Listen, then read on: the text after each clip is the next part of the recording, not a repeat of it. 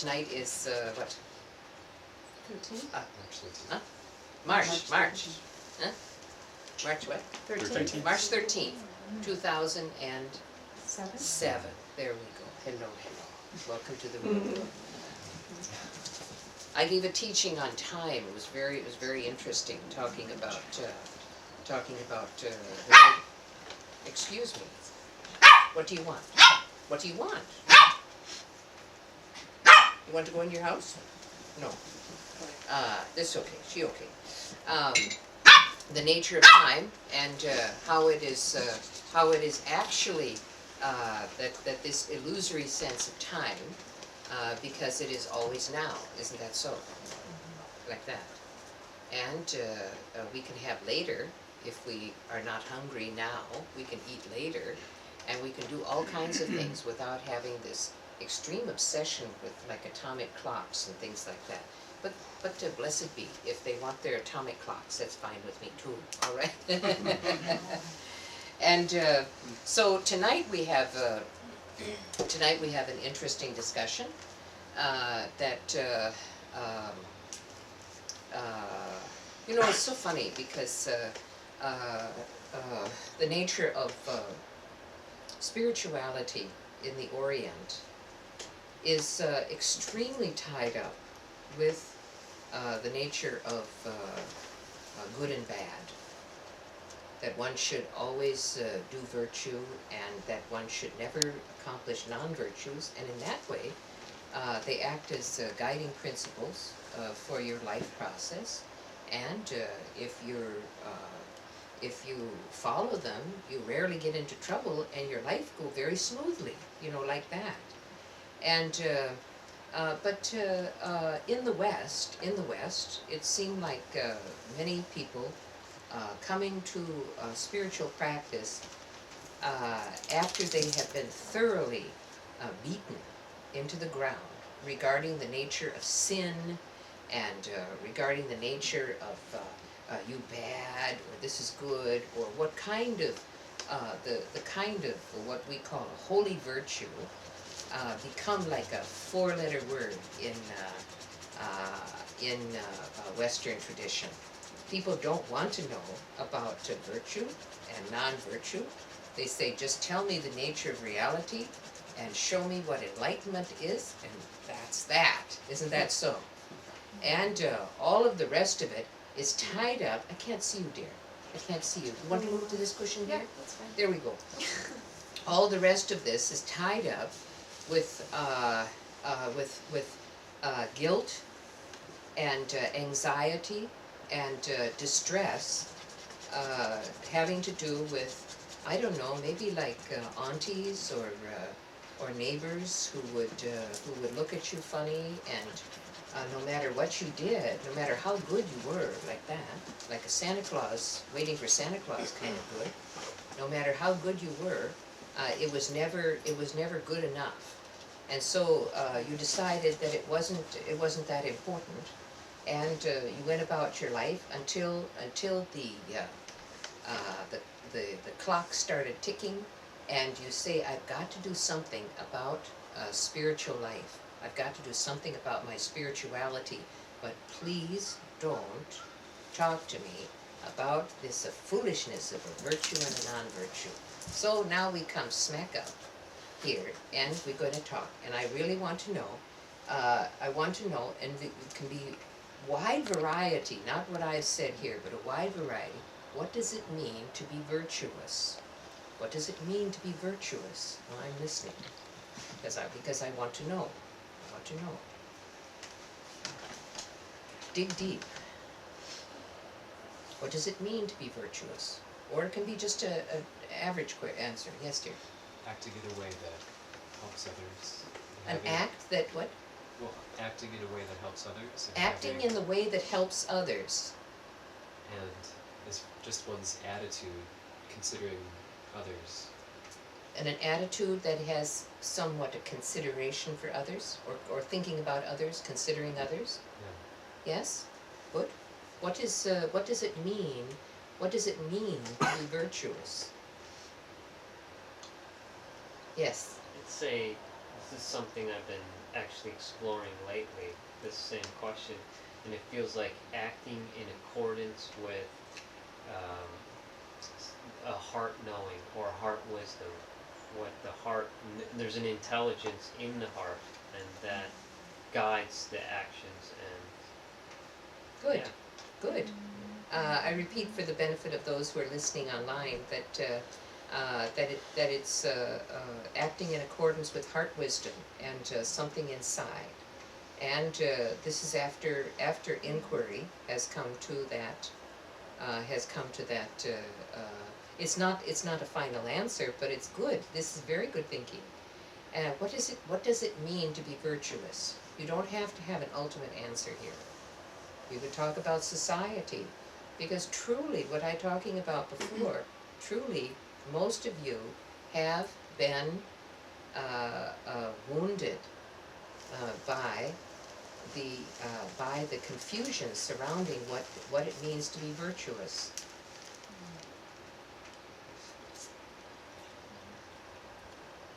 Yes?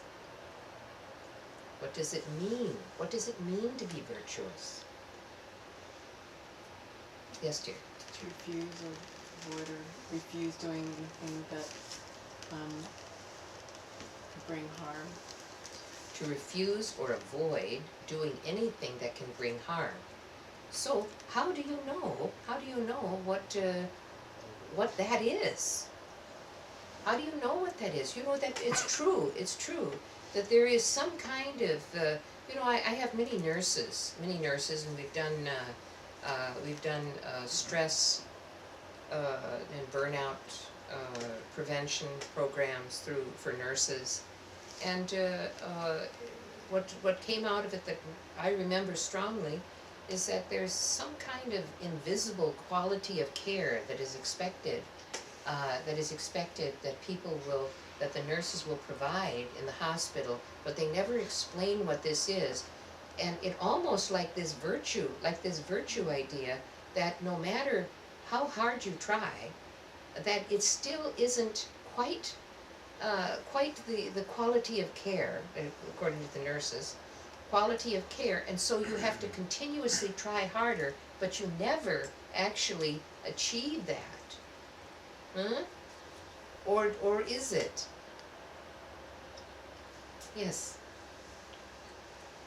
Taking the truth that we find in our heart and the ability to share that truth, to turn that into action in the world. To share the truth.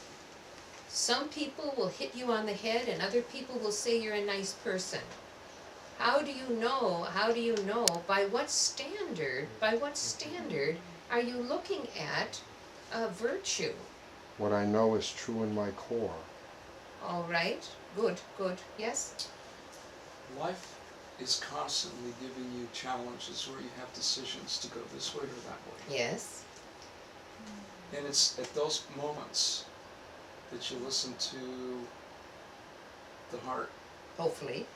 And you take that way.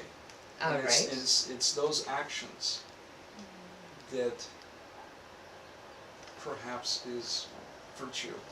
Instead of saying, today I'm going to be virtuous today, it's when those life experiences occur, and they occur all the time. Yes. Is to act in accordance with the heart. With the heart guidance. Right. When you're given a choice to act in the method of guidance. Yes, dear. I was gonna say something almost the opposite of what's bad or what people shouldn't do, but virtue could be considered as a state of mind or states of mind that you decide are good, like generosity, non-attachment, positive states of mind. So actually trying to cultivate that. All right. Instead of like looking at it as an individual decision or things not to do. Okay, I like or that. good and bad, but just like, yeah. Okay, so mind now I'm states. hearing a couple of really, really good points. One is that you look at non-virtues and you try to avoid them. And this is how we explain it, the 10 virtues and 10 non-virtues in Tibetan system, is that you avoid the 10 non-virtues, and you have virtue. So we go from that opposite. The other thing that was important, and help me remember, because I got sidetracked. What was the other? I was saying. Oh, states of mind. Cultivating positive states of mind. not just avoiding the negative. Cultivating states of mind create a set of values. Is that, may I extrapolate carefully there? Yeah. So that you have a certain kind of ethical, virtuous stance by which you will not budge. Budge. That's a weird word like that. In which you will not budge. Budge sounds something like a bungee jumping, but I know it not mean that. That you will not budge from your ethical, virtuous standpoint. I think that's probably closer to what we're looking at.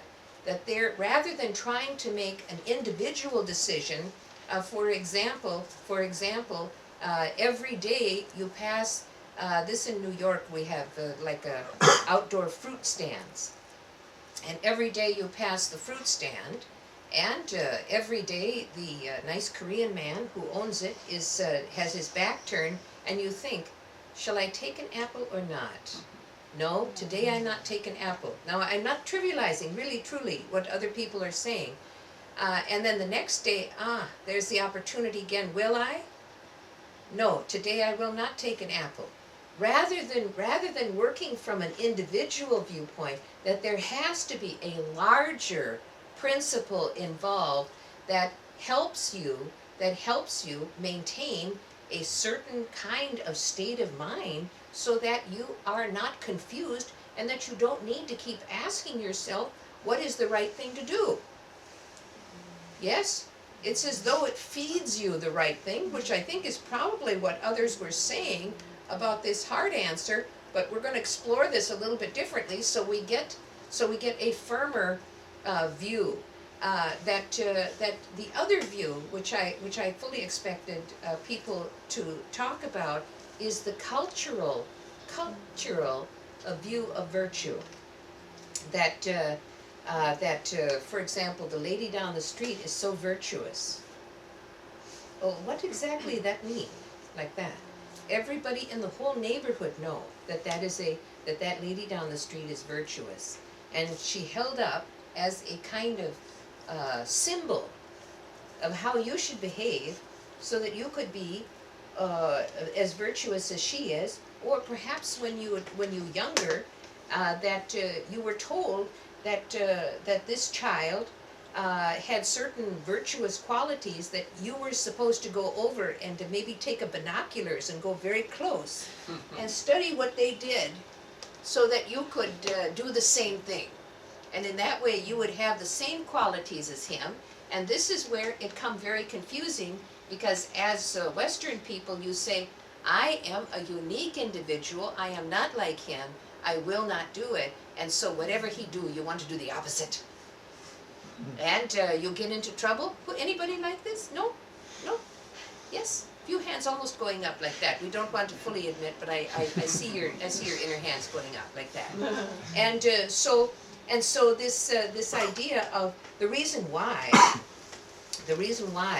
it's not so easy to talk about virtue in the West is because of this attitude of someone demanding that you come into some kind of a standardized behavior, and in that way you become like not bad but good, like a sheep, like that. And so this important to you, that whatever they say you won't do. And like that until you really come into some really big suffering, and you say, okay, I'll modify my behavior just a little bit, and in that way I'll get all of the results that I deserve, which of course I deserve a lot. So anyway, these ideas, what you actually think about virtue has not even been discussed here. that I would like you to think about this, not what a very nice or very holy or very high thinking virtue, but it's more important to understand where you stand regarding your own idea of what virtue is and isn't. Are you with me? Because that's real. That's not a pretend standpoint like that. That's a real place. And once you understand how you feel, then you could say, well, I think I'll change that. I think I'll change that. And I think I'll work with that. And I'll watch my behavior. And when I see myself trying to sabotage my own standards, I think I'll reprimand myself. You know? This is actually very high level practice. You know, it's not about how you hold your hands, or how many mantras you can chant, or how many this and that you have. It's how you are changing, and how you are coming into the preparation stages for transformation. All right. So, all right. Now I'm going to tell you what my idea, and not just my idea, but a long time back, and a very classic view, that we say that, I say that there has never occurred a single virtuous activity without the blessings of the Buddha. And someone said to me, I only became Buddhist very recently. I find that hard to believe, that even people like a Christian or people like a Muslim, how can you say that the Buddha's blessing, that never occurred a single virtuous activity without the blessings of the Buddha? Okay, let's go on. Now, this have to do, in order to understand that we go back to early times. That in this world, and as in myriad worlds, that there is in your actual being is part of a mass of living beings called all sentient beings. Are you with me? It is part of all sentient beings. And the fully enlightened Buddhas, we call them Buddhas. We call them Buddhas, the fully enlightened, perfected beings. We're going to say the perfected beings, fully enlightened Buddhas, I'm going to say, have an aspect of their work. Now this has to do with the benefit beings, evolutionary perfection. Benefit beings, evolutionary perfection. This perfected being has moved into another state, we're going to say. However, that perfected being has not forgotten the promise that he, she, it made to this mass of living beings called all sentient beings. In that way, from that level, from that deep level, that a call goes out, and this is part of authentic work, that call goes out toward all living beings to come away from danger, to come away from danger. And living beings in their manifested forms, such as those of you sitting in front of me, through a seemingly miraculous process, hear the call. Hear the call. And you become agitated, and you, the first time, that you heard in early evolutionary development was the time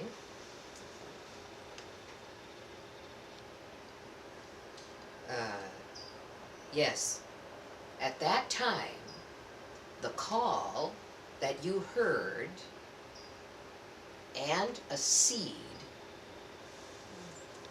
that the call and your own essence being, I'm going to say, produced a seed. Produced a seed. This seed was inserted into your essence DNA, I'm going to say. Your essence DNA, like that. Are you with me? This was produced not because of something that you did, but it was produced from turning and hearing the call to come away from danger, to come toward perfection. Come toward perfection. You understand? All right. In that way, this seed is the, from that, it made possible and authentic, as you were saying about states of mind, produces an authentic state of mind, which produces a mind of virtue. It doesn't produce the entire mind of virtue, but it begins to, something begins to move in you that did not move before. In that way, I say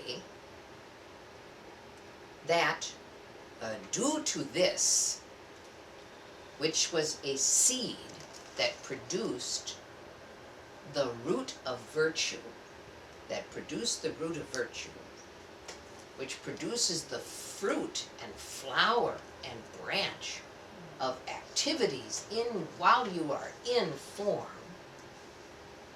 that make you a candidate for the path of perfection.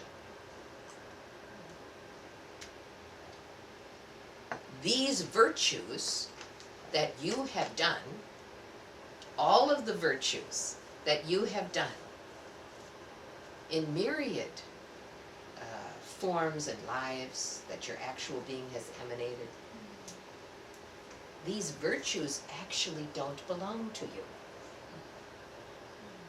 They belong to enlightened being. Yes? Does this help your discussion? Good. These virtues belong to enlightened being, and yet you are producing them. The myriad virtuous activities that you produce, I must qualify this by saying to perform a pure virtuous activity according to Tibetan tradition is not possible. Because the being is unenlightened, and therefore it's mixed. However, from our discussion tonight, I want us to think that part of it, which is the part that is mixed or poor motivation, I accept responsibility and I'm sorry. But the part of it which is coming from this important seed that actually belonged to the Buddha, that belonged to the perfected state. Of this I rejoice. Yes? Good. This is a very good state of mind. And like that, every virtue that you have ever performed or will perform in the future does not belong to you, but belongs to enlightened being.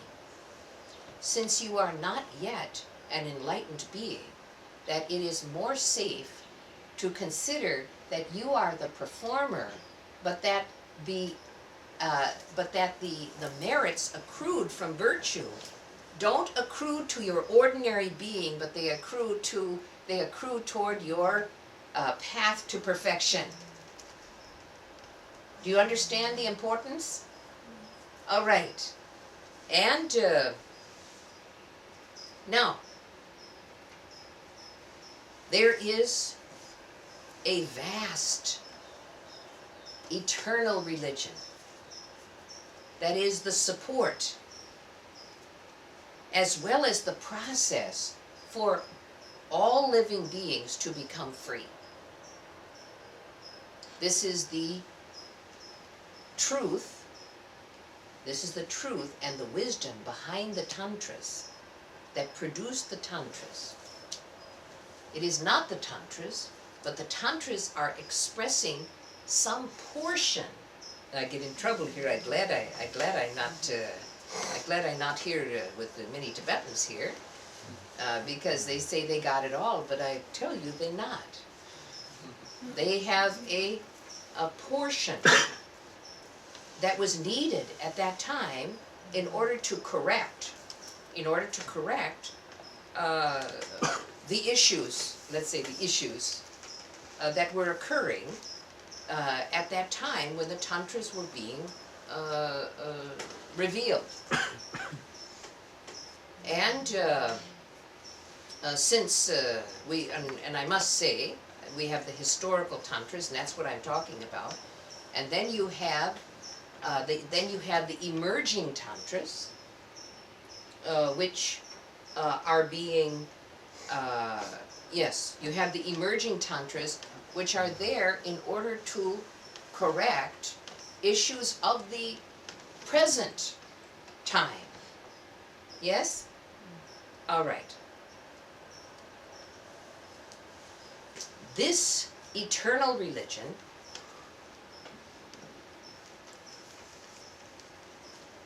is in myriad world systems. Myriad world systems. And this is the support,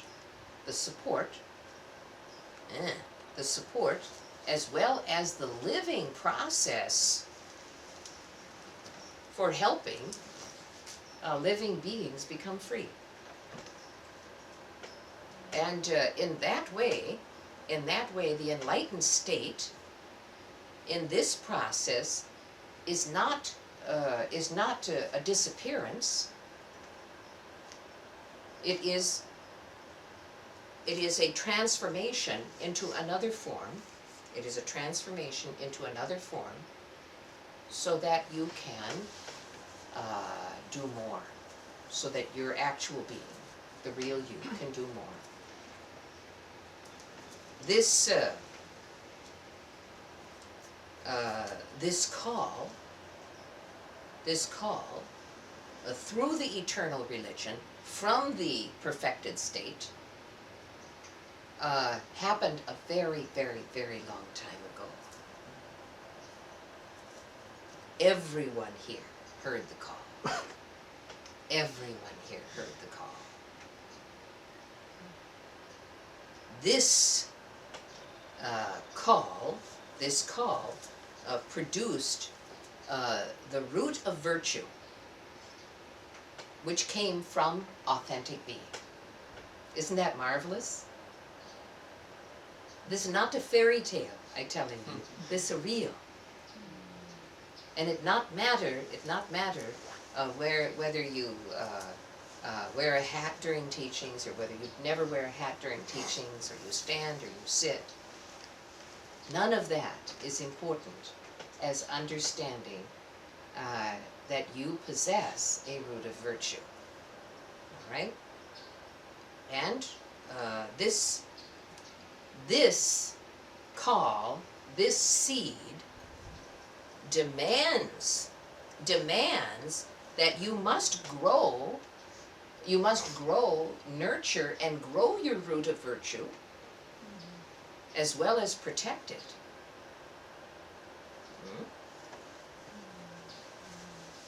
This root of virtue, which belong to the perfected state, that's alive in you.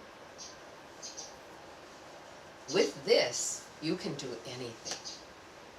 You can accomplish anything. This,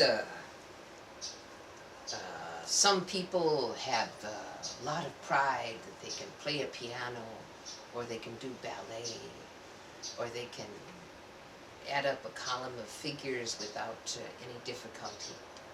In comparison to a root of virtue, this is nothing. This is nothing. And so when others try to make you feel shy, I mean, you may be very talented in one way and not skillful in another, and people try to be competitive and try to make you feel shy. You have a root of virtue. There's some more value. There's some more value because it's not based in the illusory. It is based in the perfected state. Yeah. So, this problem regarding your root of virtue brings up other issues. That if you have this root of virtue, and if these virtues that you perform belong to the enlightened state, to enlightened being, then why aren't you enlightened? Huh? That's a logical question, isn't it? Okay, so we have to go back and we have to say that there are, how far apart is your present state of mind to the enlightened mind? Huh? How far are you separated from enlightened mind, even though all of the potential is right there? Huh? It's because there's some basic issues that are preventing you from being an enlightened being. We're going to resolve this whole thing here right now. Okay?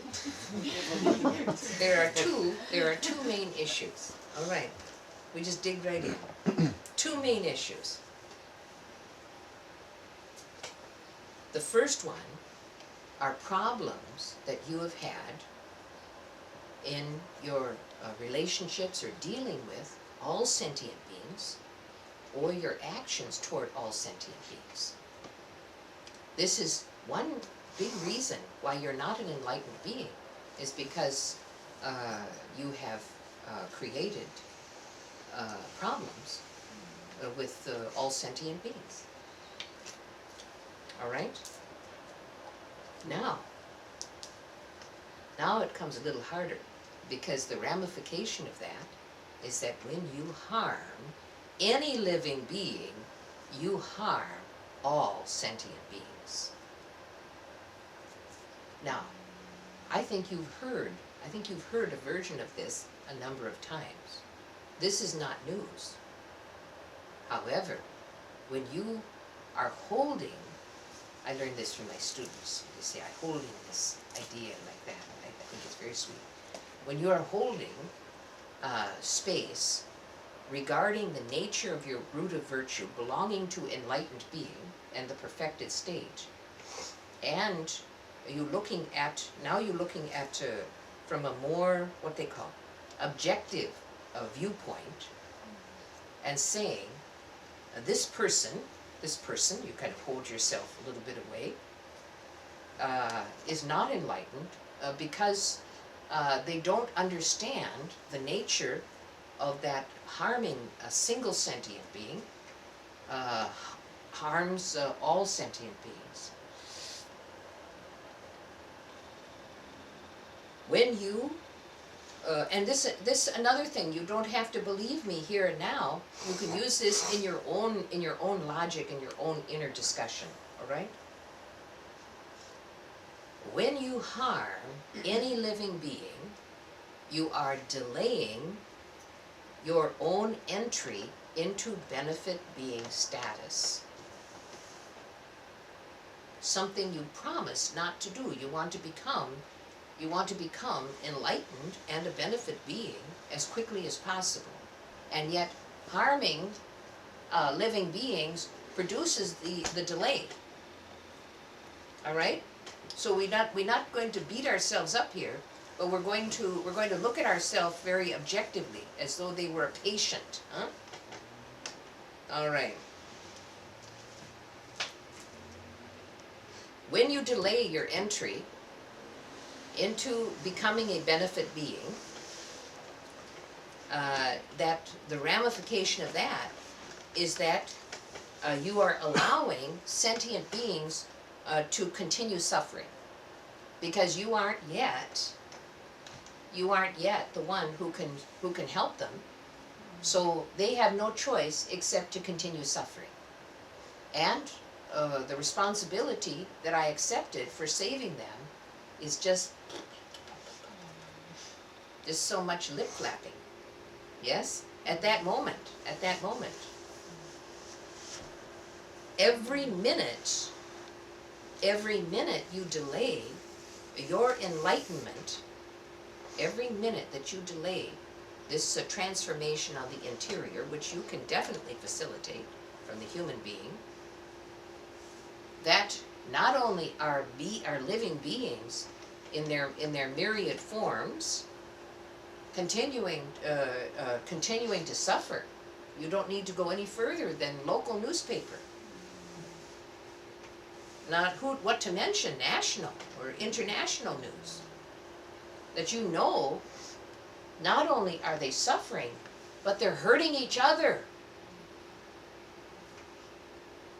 You know, the real suffering comes when you see people harming each other like that, causing each other suffering, and while you are dawdling, waiting for, I don't know, fairy godmother, something to come and touch you on the head and make you into an enlightened being without any work, that or effort on your part, that these living beings are hurting each other as well as suffering themselves. All right? So somebody want to do something about war, they should begin with themselves.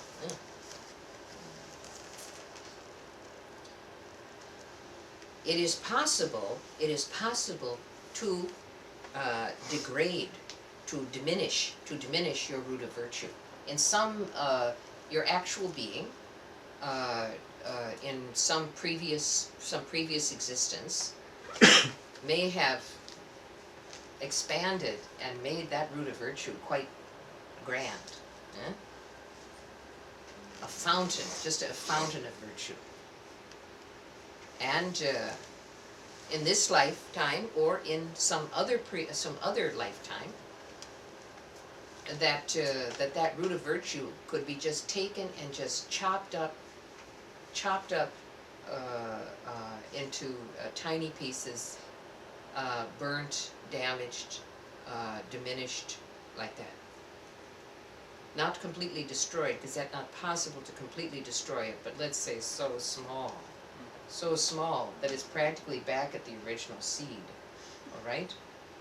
You must, when you harm your root of virtue, which can be done through disrespecting yourself and disrespecting your own values and standards.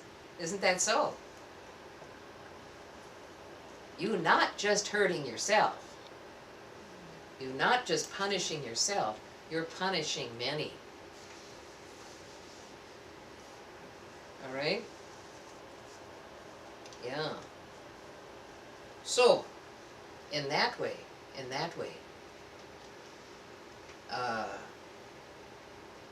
even though you may not be able to solve their suffering right now, or to save them right now, because you're not yet a completed being, at least don't hurt them. Okay, this one, and this come right back to the beginning of this point, which is, when you harm any living being, you harm all living beings. All right? I could go back through a couple, 3 times, but we have other points to discuss here. So, at least don't harm. Okay? And Don't add to the problem that already exists. From your own side. From your own side. All right. The next problem, there were two main issues. Why you're not an enlightened being right now, is that you have harmed the three jewels. Now this is a very classic answer. You don't know what the three jewels are. This is the Buddha and the teachings, the path, and the Sangha, which is the body of practitioners, the Buddha, Dharma, and Sangha. And the other main issue is that you have harmed the three jewels. Okay, which is why you're not, another piece of the puzzle, why you are not right now an enlightened being, which you should be. You should be. All of you should be. Those of you people on the telephone, you should be enlightened beings. Right now.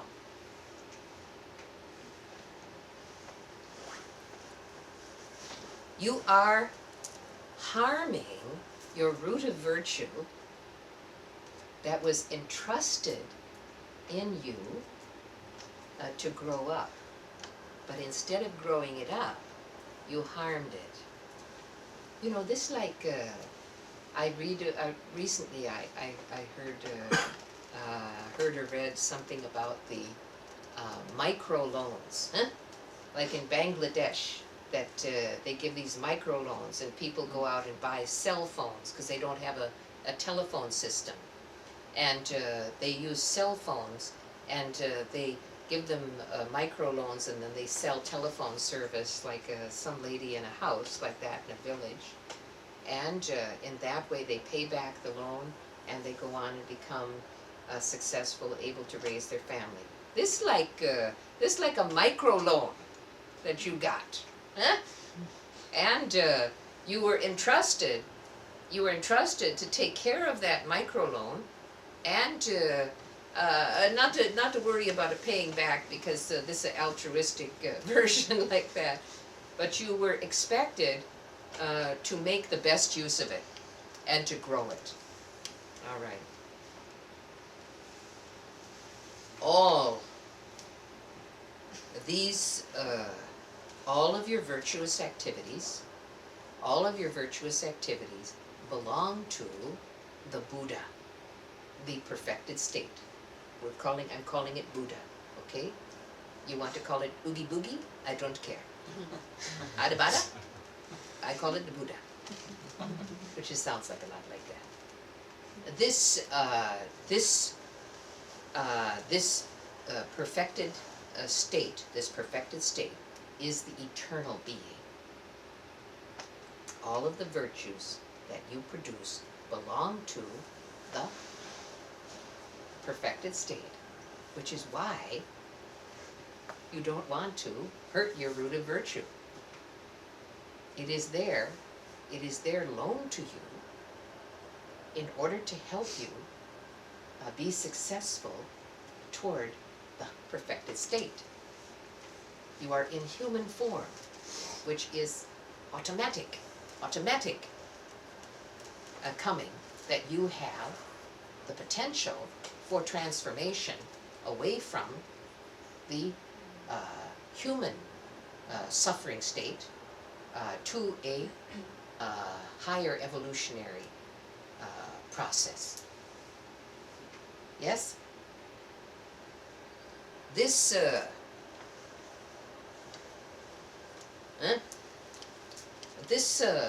planet Earth, the place where we're all living here, and I have lamps and water cups and singing bowls, and you've got your stuff and I've got my stuff like that.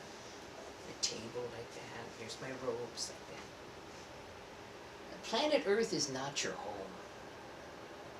I know you've worked very hard to create a nice home, and your stuff, and to make sure the roof doesn't leak like that. But this is not your home. This is not your real home. Nor is this a place that you can stay. If it was, you wouldn't have such short lifespans. you would be 500, 10,000 years old. Many beings have this kind of lifespan. But you're not one of those. You just start feeling good, and all of a sudden the wrinkles start happening like that. You feel beautiful, and all of a sudden you're getting old like that, and gray hair come. These are all signs that this is not your home, and that you aren't going to be able to stay here. You don't remain like in some kind of beings. They remain looking very young until the time they pass away. You're not that kind of being. You get an opportunity to look at pictures, what you looked like when you were a youngster, and now what you look like now, like that. Most of you not have to worry about that, but in a few years, maybe. You have a certain amount of lifespan, but you don't know the number. You don't know how long you're going to live.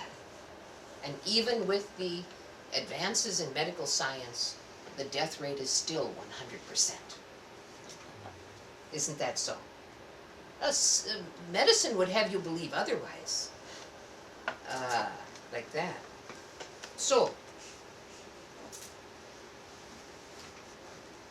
you want to have this evolutionary development. You want to be about the process toward perfection. And that means that there has to be a certain amount of preparation while you're here in the human realm. There's a tremendous amount of preparation activity that should be going on. This is not complicated. No. You have karma. You have karma.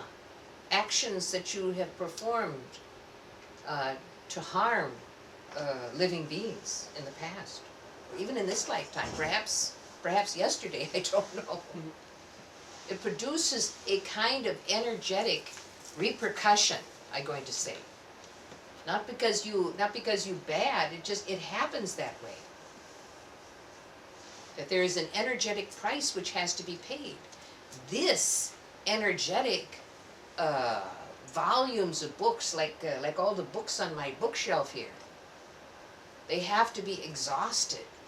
We have to unwrite all of the books on the bookshelf. Take all of the words and the ideas and all of that have to be removed. These are holy books, so we have to be careful like that. So we won't say it for the books. We'll talk about some. Well, these books over here. These are like non-karma books. Okay, so those books. We know that the karma, bad karma, can be exhausted by doing good deeds. Isn't that so? How can you produce enough virtuous karma to eliminate or exhaust your karma? How can you produce enough virtuous actions to eliminate or exhaust your karma? Lock yourself in the room. You can't.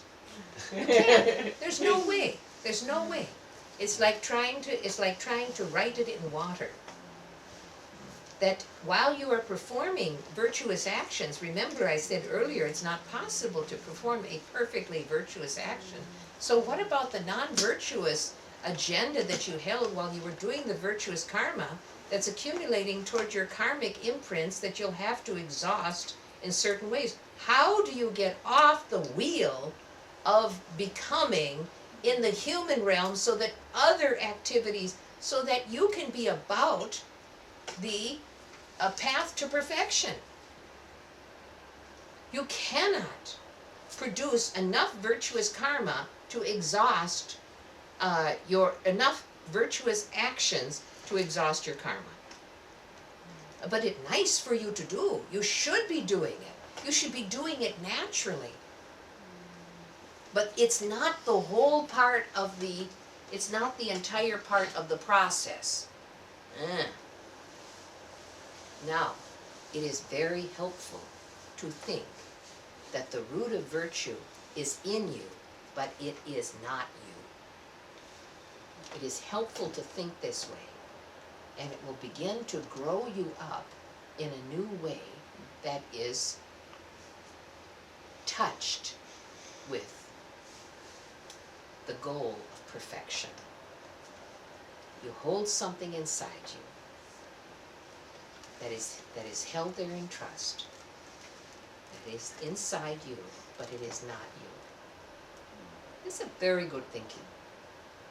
This will prevent you from harming your root of virtue the way it has been going again and again. I'm not talking about individuals here, but the fact that you're still here in the human realm, because I can see all of you, and I know that there are people on the phone listening, that the reason why you're here is because your root of virtue has been damaged. All right? So, how are you going to resolve the problems that you have been holding for a very, very, very long time? You have in the past, and this is much more classic, so please don't judge it as from American standards like that. You have in the past disrespected the Buddha outside, and you have disrespected the Buddha inside. This is so sad, but this not like a sin. This not like sin. This like all sentient beings waiting for me. I have dawdled. That not like sin, is it? No, I don't want you to have the idea of sin. We're going to do it more carefully than that. And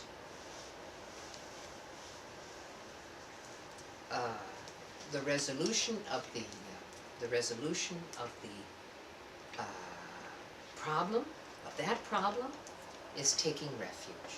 Let's do it right now. While we in this part. Hold your hands together. Repeat after me. With discrimination, I go for refuge. Seeking freedom. I offer all that I was, am, and will be, for the result that will not decay. I take responsibility for my actions from now on, and take great joy in joining the family of the Buddha. I prostrate with my body, speech, and mind. With discrimination, I go for refuge, seeking freedom. I offer all that I was, am, and will be, for the result that will not decay. I take responsibility for my actions from now on, and take great joy in joining, or rejoining, the family of the Buddha. I prostrate with my body, speech, and mind. And now please rise up inside in your highest altruistic, idealistic form, capable of saving all sentient beings, and hold that while we do the last repetition. With discrimination, I go for refuge, seeking freedom. I offer all that I was, am, and will be, for the result that will not decay.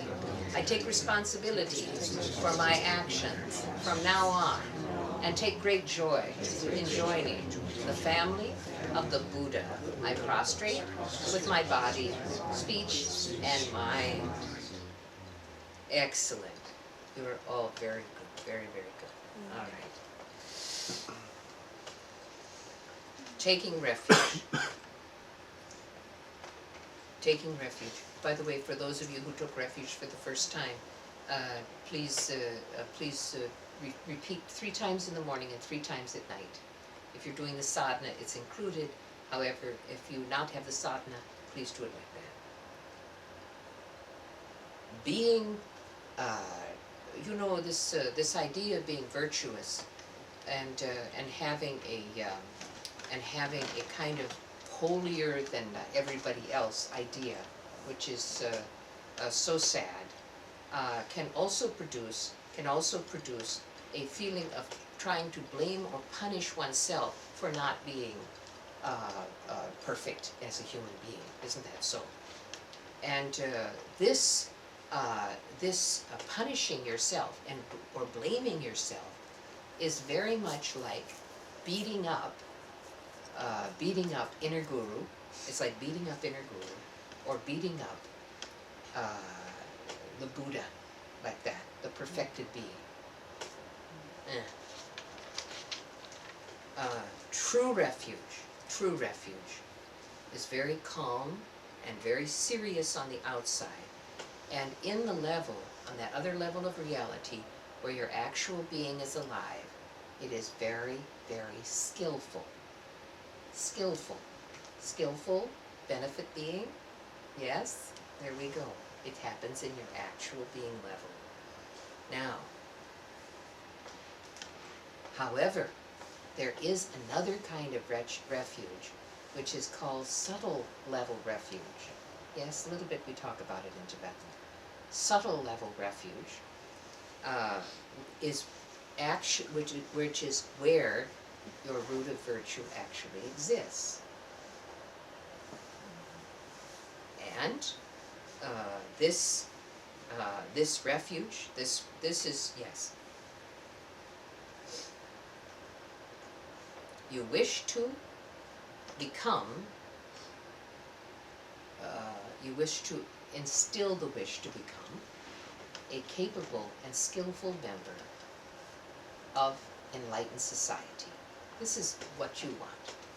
You will not be thrown into some etheric cloud of forever bliss, that you will become part of another kind of society, which is a society of benefit beings called Bodhisattvas. Oh my! That this is where our arrow is pointed. All right? To bring you carefully into that enlightened society where tremendous benefit is happening. Yes? Are you with me? Yes. You want to become a prepared individual. A prepared individual. I was telling in another teaching that enlightened society has members of enlightened society, to say this, have requested that they stop sending them unprepared individuals, that there are too many people who are energetically entering into enlightened society who nowhere are near prepared to enter. They could have spent human life preparing much better to enter into that society, and they totally sick and tired of sending people who are not careful beings and expecting enlightened society to be a babysitter to these unprepared individuals. So please, like that. It's actually not that hard. There's a very simple logic, but if we go all stylized and we start talking about how many hands and what color faces and like that, it doesn't help. It doesn't help. You need to have the actual preparation. Are you with me? All right. This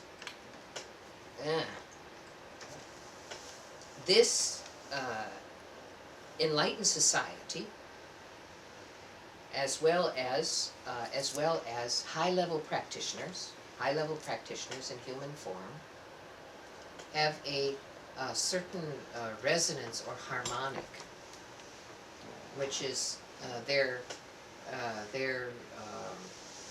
I don't know how to say other than it's their song. It's actually an expression of their life process in much the same way that a refrigerator makes a certain kind of sound. Refrigerators have a certain sound and harmonic, isn't that so? Well, you don't want to grow up to be a refrigerator. However, there is a subtle harmonic which is exquisite, as well as the which is, yes.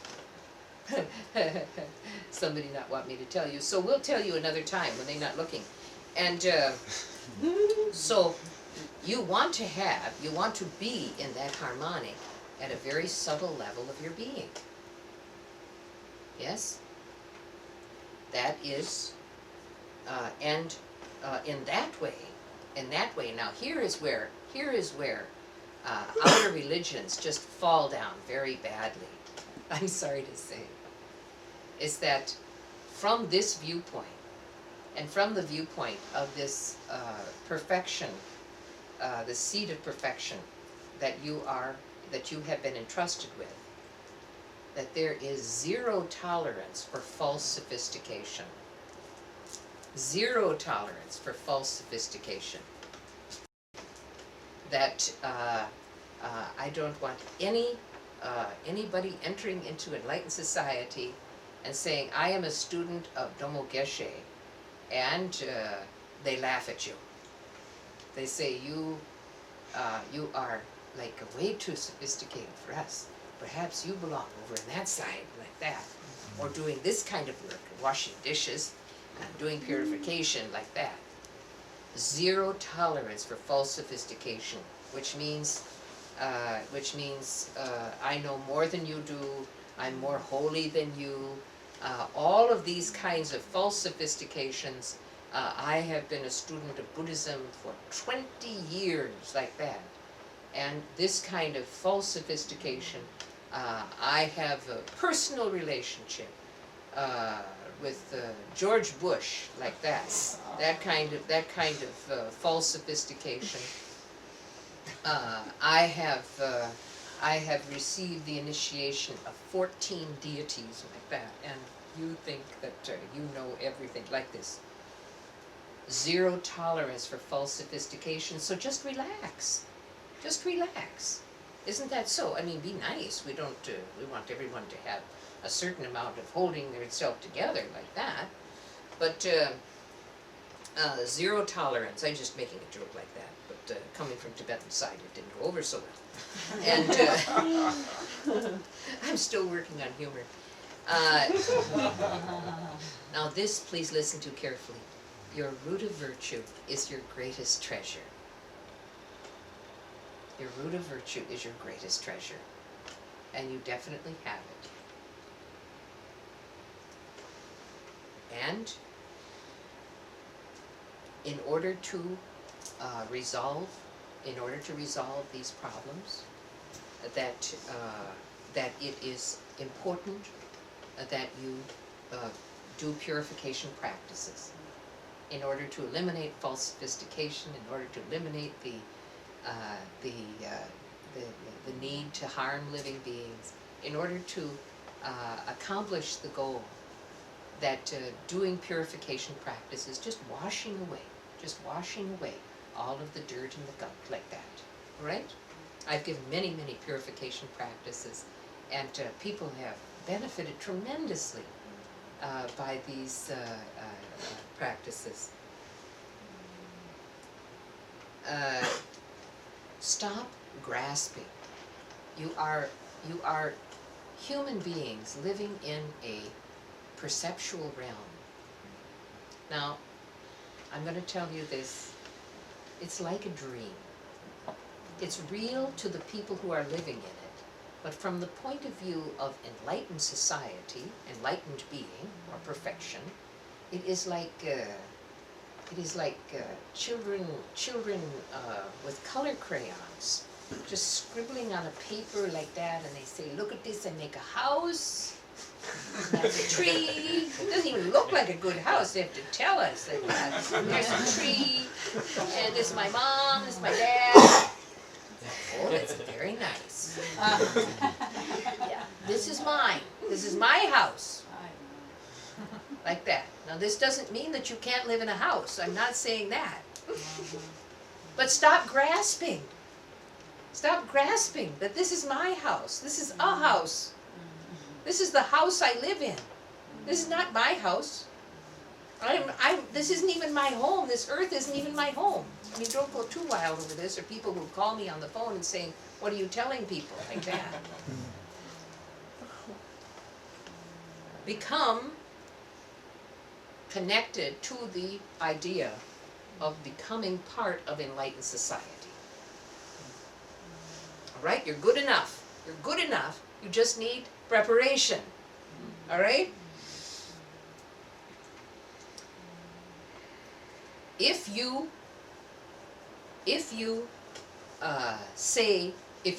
take the viewpoint which you have had since beginningless time, that I am a virtuous person, this is my root of virtue, I own this root of virtue, it belonged to me. You will then find methods to make benefit for yourself out of your own root of virtue. You will definitely become a seeker of power, which further harms all living beings and makes the selfishness and self-centeredness that is a feature of the human realm your main goal. Stop grasping. Don't say that the root of virtue which you have it. You can say my root of virtue and not mean my root of virtue. The root of virtue, you could say, like in shorthand, this root of virtue which was given to me by the perfected being, by perfected state, perfected being, that was given to me in trust, and that I'm expected to, you could skip all of that. As long as you understand that part, you can say my root of virtue.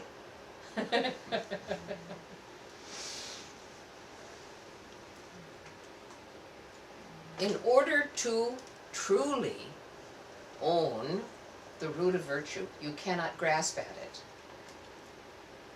And so that must mean that the root of virtue is held in a different way. And it is held carefully. In order to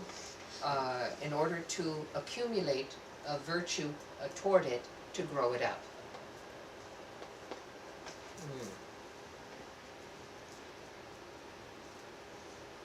This root of virtue you cannot grasp after. However, it is the only thing that you should be striving toward. You understand? You should strive toward growing and enhancing your root of virtue without grasping at it, because if you grasp at it, you don't have it. Good.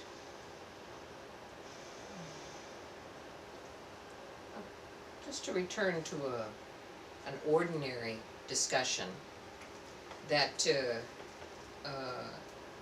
you want to be in control of your own life. You want to be able to choose the things that you want to do, how you want to be, where you want to go. It's all about choices, isn't that so? And the reason why you don't get the things that you want is because your root of virtue is not big enough. Now, in Tibetan system, we know this very well. That you only get the desired result by growing your root of virtue. So you can't actually look at the thing that you're trying to get, but you look at the dynamics by which it's produced. Whether that is success in business, or whether it is a good relationship, or whether it is getting the car that you need, or I don't know if chocolate cake would be in there, but it could be like that. We have to get chocolate in there somewhere. Chocolate being a complex array of gratifications, shall we say that?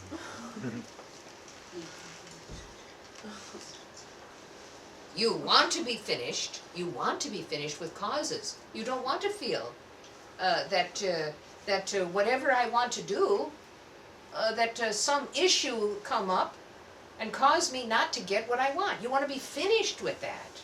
You want to have choices. You don't want causes and conditions to tell you what you can do in your life. You want to be finished with the conceptions. Like I am too old, or I'm too young, or I'm too tall, or too short. You want to be finished with those. You're sick of it. You want to be finished with a limited worldview. You don't want to be bothered by your own contaminated ideas about what the world is about. It causes you to not have choices again. You can't do the things that you want because, if I go over there, those kind of people, or this is the way the world is. You want to be finished with those.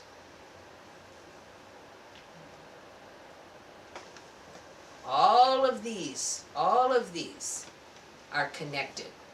All of these are connected. Causes, conditions, worldview, all of these are connected together to sabotage your wishing to get what you want. Yes. Now, I not mind talking about the illusory, such as causes and conditions and worldview, because these things, due to the nature of human consciousness, these things are very real to our conventional mind. It's so amazing, isn't it?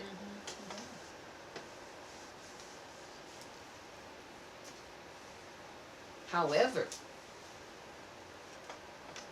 enlightened society is more real than you are.